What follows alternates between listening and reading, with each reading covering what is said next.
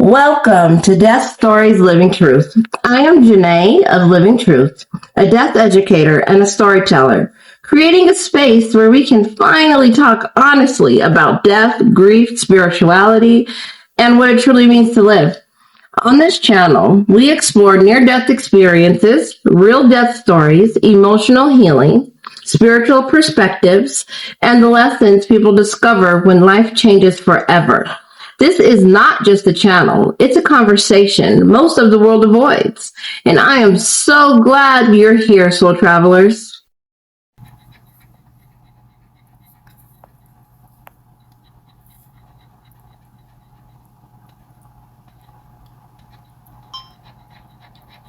Hello, and welcome to another episode of Death Stories Living Truth. This is Janae of Living Truth. This episode is brought to you from at Jeff Marr Podcast. I will leave it in the description. Let's get going. And whose work weaves personal encounters with the divine into everyday life. Ajima, thanks for joining us today and welcome. Thank you, sir. Thank you. I appreciate you having me here. Well, let's start with your own personal encounters. And when was the first time you experienced this? I actually had like many encounters as a child, but I never really thought too much about it. But what really stuck with me was when I was like 14 years old. I was going in to get a physical so I can get a summer job as a kid. And I was told that I have 2 holes in my heart. And my doctor specialist had told me that I'll probably be dead within 2 years. And so he was like, I think you need to get this surgery like right away, or you're going to definitely drop dead within 2 years. So when he told me that, I was shocked because I knew I had heart problems, but I didn't know I had 2 holes in my heart. So they scheduled me for open heart surgery. And so the day I go in, they prepped me and everything, gave me a lot of needle shots, drew blood and everything. And then the following morning, I woke up, like I think it was like 4 or 5 o'clock in the morning, and they taken me into surgery. And I could feel like a blanket, something just over me. I can't explain what it was. Was just covering my whole body, and I could feel people praying for me. I could hear my mother praying. I could hear other people praying, and I was just like, "What's going on?" So they take me into surgery, and the doctor says, "Okay, so we're about to put you under," and so they put me under, and he told me to count backwards, and then the next thing I know, I'm just looking at this TV show. I'm looking at a TV show. It's like someone doing surgery. And I'm looking and I'm like, what am I looking at a TV show for? And the weird thing was that I was looking down. And I'm trying to figure out, why am I looking down at this TV show? And I'm looking straight down. I'm saying, this TV is kind of weird. And then all of a sudden I'm looking at all these people in this doing surgeries. And finally someone moves to the side. And I see this person's chest wide open, split wide open. And I'm just looking like, what the heck? So I still couldn't figure it out. And I'm just looking. And then another person moved and I saw my face. And I just was like, oh, I'm dead. I'm dead. And then, which I say is my guardian angel started talking to me. No, I didn't look up or anything. I was just so shocked to see my face. And I just kept looking down, and the guardian angel had said to me, no, you're not dead right now. You're just visiting us. There's a lot for you to do down there, and we need for you to go back down. And so I'm just listening to him, and I'm just looking. And then I started saying, wow, I feel so good. I felt like a god. I felt like I could do anything. And then the guardian angel says, you're not in your body. And I'm like, well, I feel so good. I feel so strong. I'm not going back. And then the guardian angel said, hold it. What did you say? I said, I'm not going back. And so the guardian angel kept saying to me, everyone that's there is there for a reason, and this is not your time to leave. We need for you to go back. And I said, well, no, I'm going to stay. I love this feeling.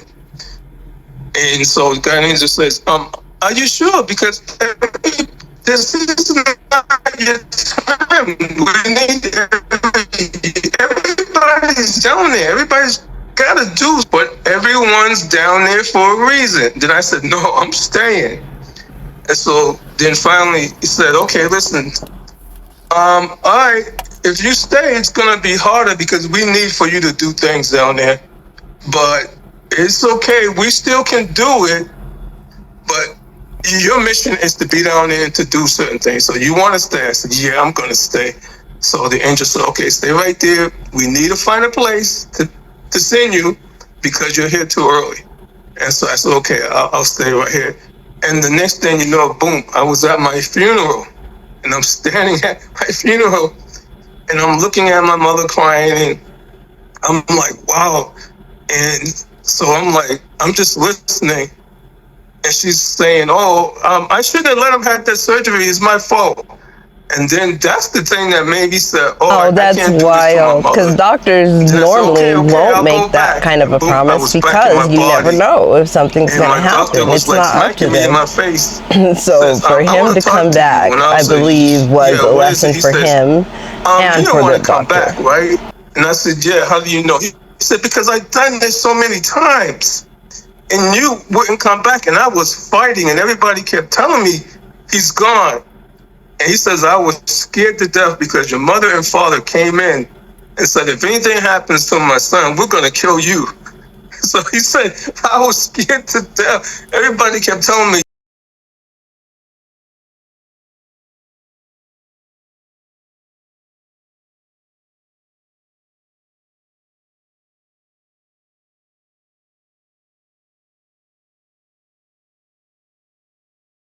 I never forgot that.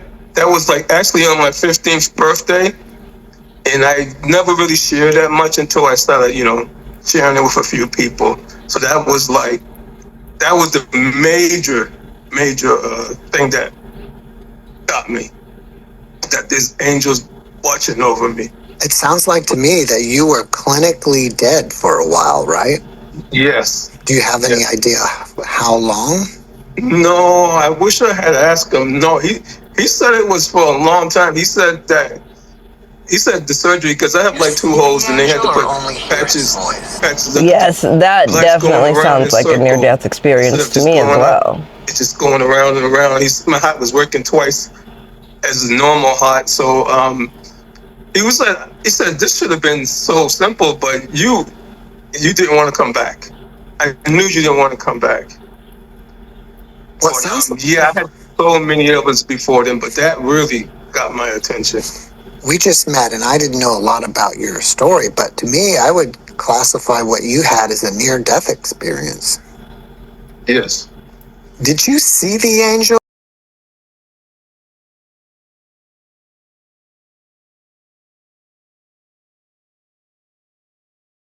Voice, I heard it really clear. I always hear my angel's voice when I'm in danger. I've heard it so many times. It saved me so many times. Saved me so many times as a little kid. I think I may have a gift from my mother because my mother saved me at a time when I was in danger, and she happened to come in because a voice had told her to go back in because something was about to happen. She went right back in and found me and saved me. After this experience, did you have any new abilities that could be considered psychic? After that, it happened to me. I was just like,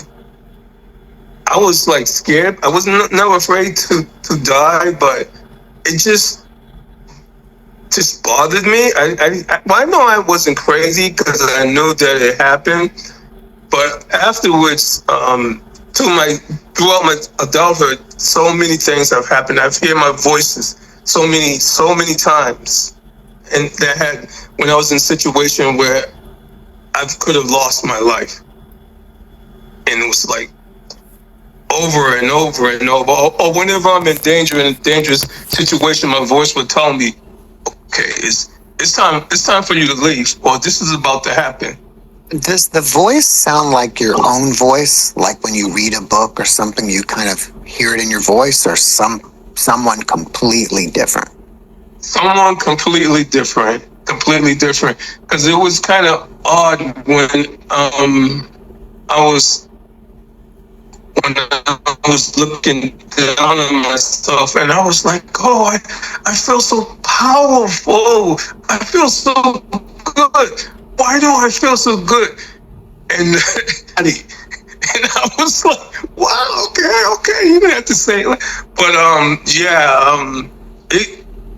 at times they can say sarcastic things to me. So it's not me, it's not my voice, it's an angel, because I'm telling you, I've been through so many things, and I'm still here.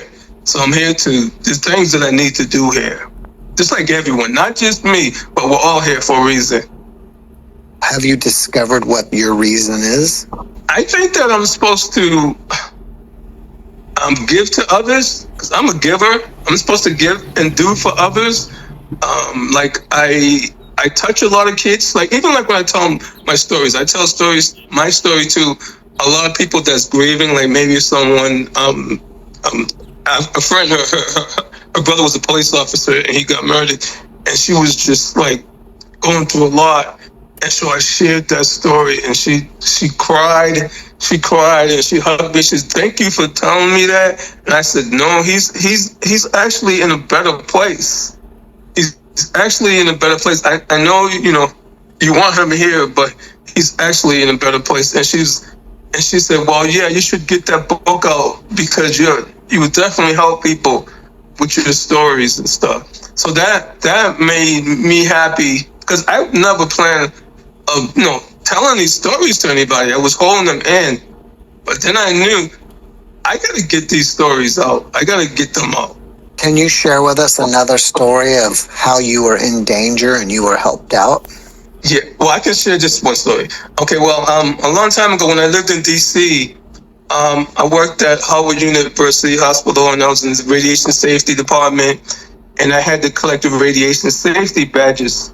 So this is some ability I didn't know I had. So I go into the morgue, really nice gentleman that worked in there, because I had to collect his badge, and he wasn't there. So I started walking in, and when I walked in one room, I saw like these containers with like human eyes and different organs and stuff, and I'm like, whoa, I'm freaking out. So I started walking through the morgue, and I could feel eyes watching me. It was just like if you were at a football game and you stood up and everybody's staring at you. I could feel all the eyes on my back, and I just started getting scared, and I kept walking, and then all of a sudden I heard voices. One said, "Who is that?" And I was like, and then another voice says, "I've never seen him in here before." Then I was like really scared. And so I'm walking, and then all of a sudden, I started getting really sick. I was just, so one of the spirits just walked into my body. I was getting sick, like I was going to throw up. And then all of a sudden, I heard him laughing. I swear to you, I heard him. He was in me laughing. He's scared. I can feel it. I can feel that he's scared. He's scared. And I just wanted to scream and tell him to get out. I just was like, I'm not going to say anything.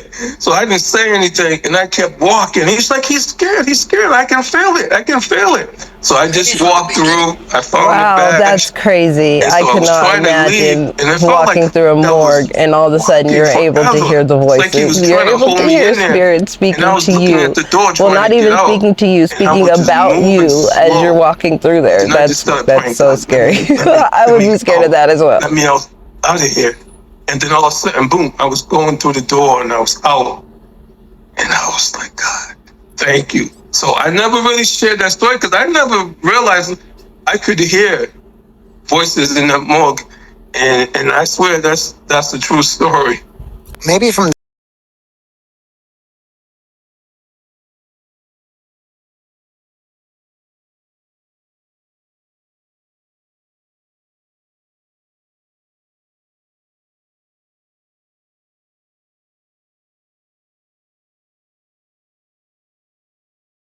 before the surgery happened, but did you ever doubt the voice that you heard? No, I had because like I said, my mother had told me at one time that a voice had told me, my sister was playing with, with something in, that could have took my life. And the voice had told her to go back in. And my mother walked right back in just in time before could have done me in. So I had so many things happen to me as a kid. Just growing up in the inner city doing stupid stuff like, friends daring you. I dare you to climb on top of that building. So I climbed all the way up to the roof. And when I got up, I went out and I couldn't pull myself up. And I was about to fall. And so I just started praying times also. God, let me just break the arm. That was definitely an angel. He definitely has divine protection. Up to the roof, but it was going out and I was off balance and I couldn't get back. And I felt something touch me and told me to let go because I didn't want to let go. It said, let go, you're going to be okay. And I felt something soft touch me and it put me right back on the side of the building. I don't know how it happened. My friends were down there watching and they said, hey, time just jumped. And I was right back on the side of the building. So stuff like that has happened to me quite a few times also.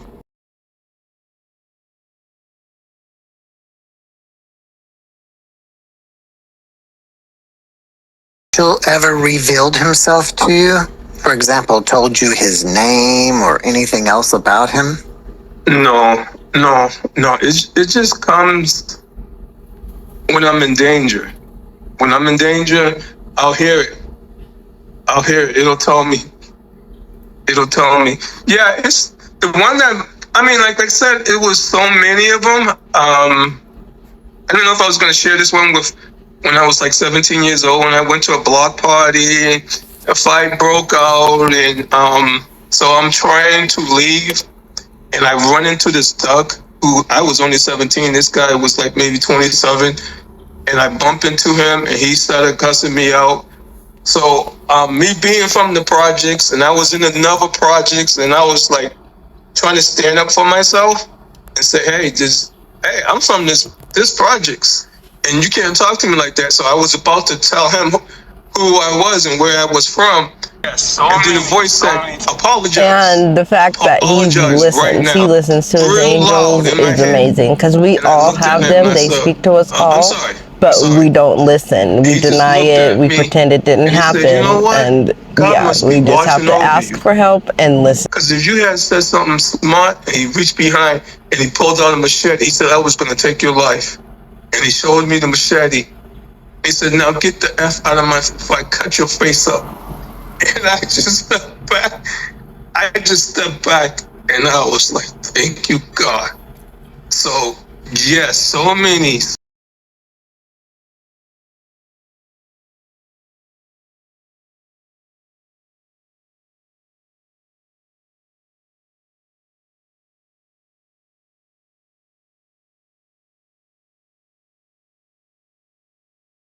Things have happened to me. So I know these stories I'm supposed to share, I'm supposed to talk to, and I know people that I talk to, some people also share stories with me, so this is true. Do you think we all have guardian angels? Yes, I think we all have them. Everyone have them. I think some people can hear them, and some people can't. Because, like I said, I grew up in the inner city. I grew up in a really tough neighborhood. And I would just hear, or I would just get this feeling, okay, it's time to go. This is time for you to go home. And I would go home and something would happen to some friends or something would happen. So, yeah, I believe we all have them. Sometimes people don't listen. I think people are just not in tune or they can't hear it. They don't want to believe it. Why do you think people don't believe it or can't tune into the voice? That's a good question. I don't know if some of us are just more in touch and can hear and others don't. Because I know there's times when not when I was in danger and I heard the voice telling me something, no, don't do that, and I didn't pay any mind, and something happened to me which I should have listened. Okay, so sometimes when I hear it really strong when I'm in danger, and I hear little voices when something that I shouldn't do, and I say, okay, I don't pay no mind, and then I regret later on, I should have. It was telling me, but I didn't listen. Besides keeping you out of danger and potentially other people, what other roles do you think angels play in our modern life? I think angels are here to protect us because we're all here for a reason, and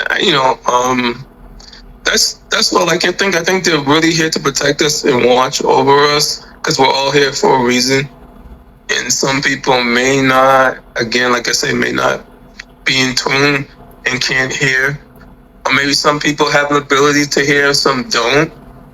I really don't know. I think maybe some people just have an ability that can hear and some people don't. What's one piece of advice that you would give to someone who's searching for spiritual guidance? I think if you really listen, I think just like I was just trying to compare angels and intuition. I think everybody has intuition. And if you're in a situation and you feel that something weird is going on, someone's trying to send you a message. Maybe you shouldn't be here. Maybe you shouldn't be around this person. Maybe you shouldn't be driving right now. You should listen. Well, what made you decide to write a book about these experiences? It all started because, I started sharing stories with my students. How a lion almost ate me, which is a true story. How when I lived in D.C. A lion, you said? Yeah, a lion almost ate me. What happened? Yeah, I was trying to learn my way around DC, and I went running like 4 o'clock in the morning, and I trespassed through the zoo because I didn't want to, I had ran up this big hill, and I didn't want to go back down. So the gates happened to be open, and I ran through. And as I ran through, now I had a nice run, and then I heard a voice. A voice was screaming at me to stop running. And I stopped and I kept looking around. I was like so scared because it was so loud. And I just stood there, and then a big deer goes running past me with its like eyes out and its tongue, and it's scared for its life. And I'm just looking like, wow, I'm lucky I stopped. So I was about to run again, and the voice oh my God, at first, that's crazy. A lion goes running past? What are the chances of that? That's terrifying. And then the voice says, can't you hear me? And I'm like, oh shit, who was that? And then it said real softly, don't move, stay still. And so I just turned around, and it was like a post, big pole, and I turned around, and then I looked. A lion goes running past, and I tried to scream, but I was so scared, nothing came out. Okay.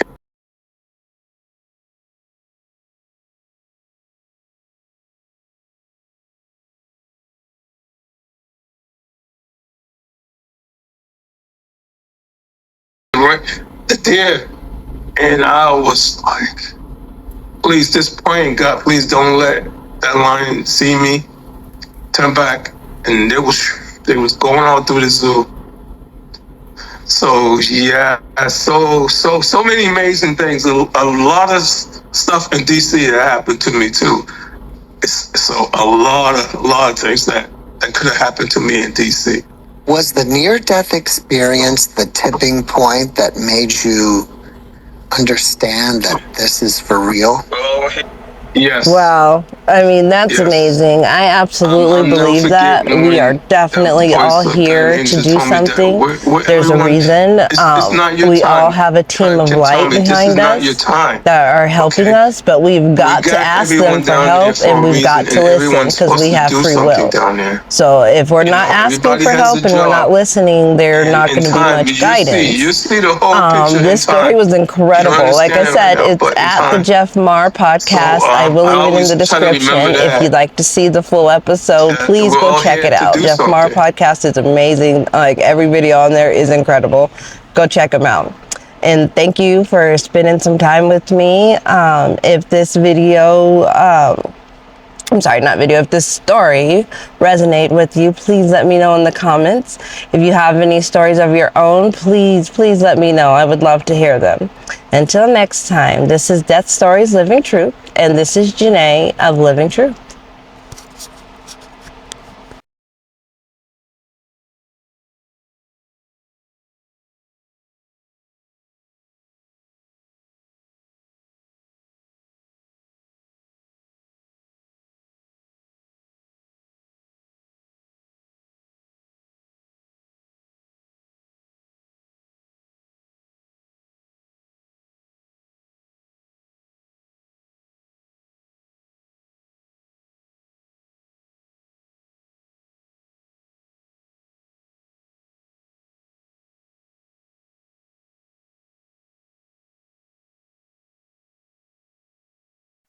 To every soul traveler watching right now, thank you.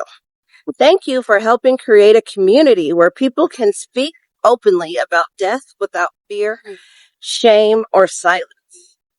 If you haven't already subscribed and become part of this growing space for healing and truth, I am Janae of Living Truth, and I'll see you in the next story.